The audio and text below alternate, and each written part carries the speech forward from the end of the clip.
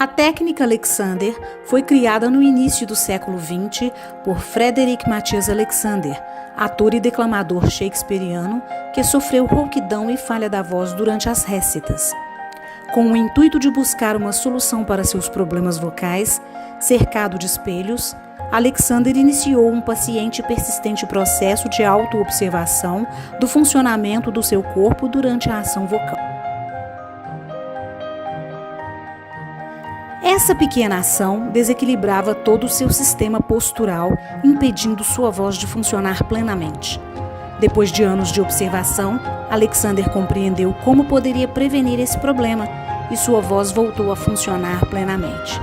Surgiu então a técnica Alexander. A técnica Alexander se tornou mais do que significativa para a solução de problemas de uso corporal. Para muitos, ela se tornou uma habilidade para a vida. Ela se baseia na indivisibilidade do ser e propõe uma busca pelo aperfeiçoamento da autoconsciência do uso corporal, que permitirá ao praticante usar o seu próprio organismo a partir da integração corpo, mente, emoções.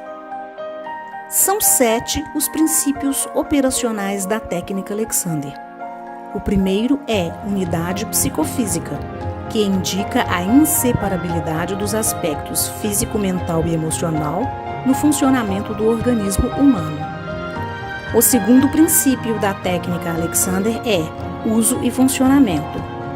A maneira como o indivíduo se usa afeta todo o seu funcionamento. Hábitos de uso são a manifestação de uma constante. Eles influenciam todas as ações do ser humano, podem ter sido desenvolvidos consciente ou inconscientemente e podem ser nocivos ou benéficos.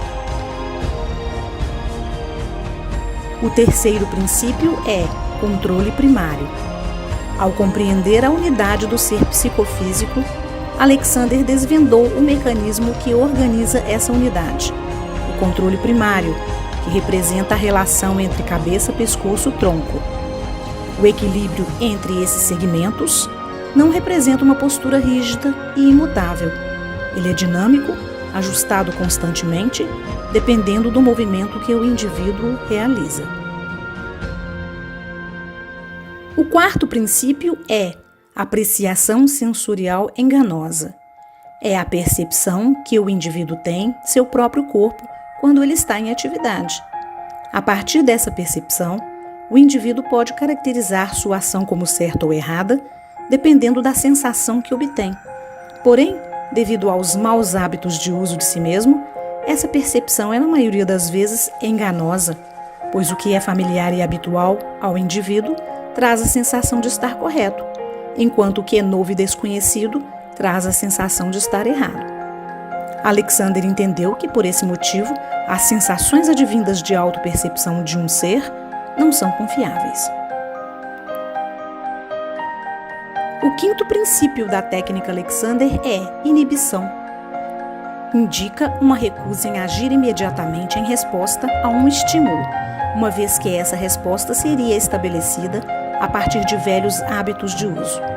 Ao inibir os velhos hábitos, o praticante vivencia o não fazer, estado no qual interrompe ações habituais. Assim, uma nova base de ação para responder aos estímulos poderá ser estabelecida. O sexto princípio é direção. Indica o processo envolvido em projetar mensagens do cérebro para os mecanismos e em conduzir a energia necessária para o uso desses mecanismos. É um direcionamento consciente da energia vital. A direção é um passo a ser tomado simultaneamente à inibição. Assim que o mau hábito de uso é inibido, é necessário descobrir qual é a direção que possibilita um novo e melhor uso de si mesmo. Essa direção deve ser dada conscientemente, com o uso da razão, já que não se pode confiar na percepção sensorial enganosa.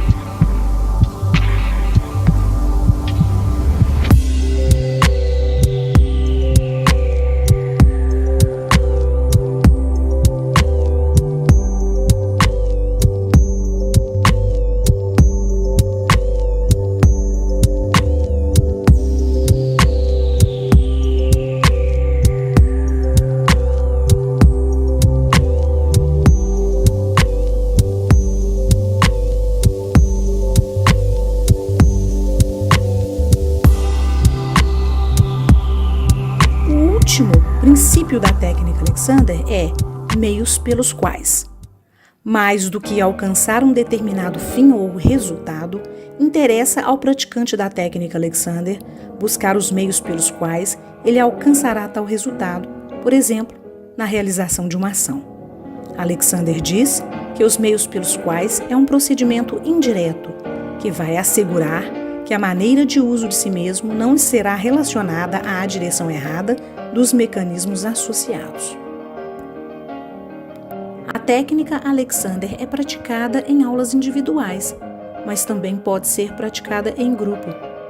Com o uso das mãos, o professor convida o aluno a observar seu próprio uso e funcionamento. Dessa forma, ele toma consciência do seu corpo, seus hábitos e das possibilidades de uso de si mesmo. Os procedimentos mais comuns da técnica Alexander são movimentos simples realizados no dia a dia. O deitar em semi-supina.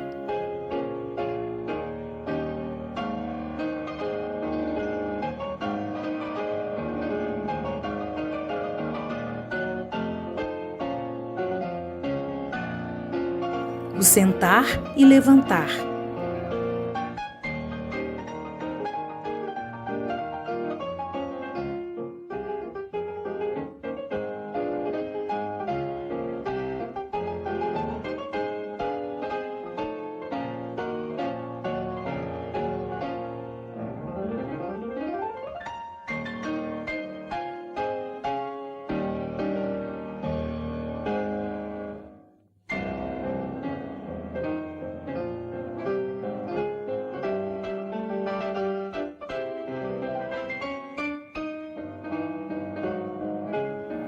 A posição do macaco.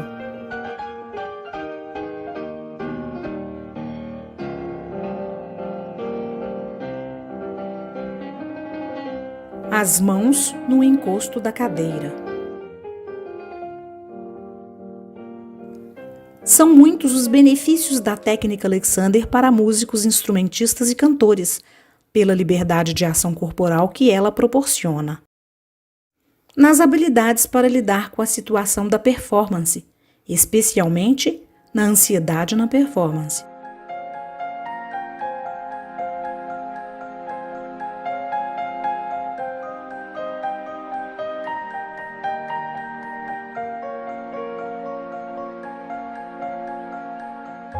A professora da técnica Alexander, Patrícia Furst Santiago, realizou na Escola de Música da UFMG disciplinas com conteúdos da técnica Alexander. A formação do professor de instrumento em 2016, 2017, 2018, no Seminário de Educação Musical, Corporeidade e Educação Musical, 2016, a oficina Ansiedade na Performance Musical, em 2018.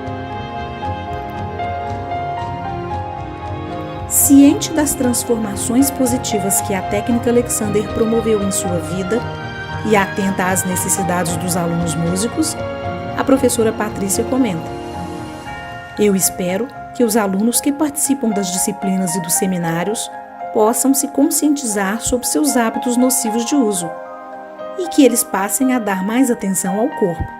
Quem sabe, com sorte, alguns irão se interessar em dar continuidade a práticas dessa natureza. Pelo prisma que eu vejo, os resultados das disciplinas são bons. As pessoas mudam muito. A gente vê pelo corpo e nas atividades corporais. Elas entram logo na prática da técnica Alexander."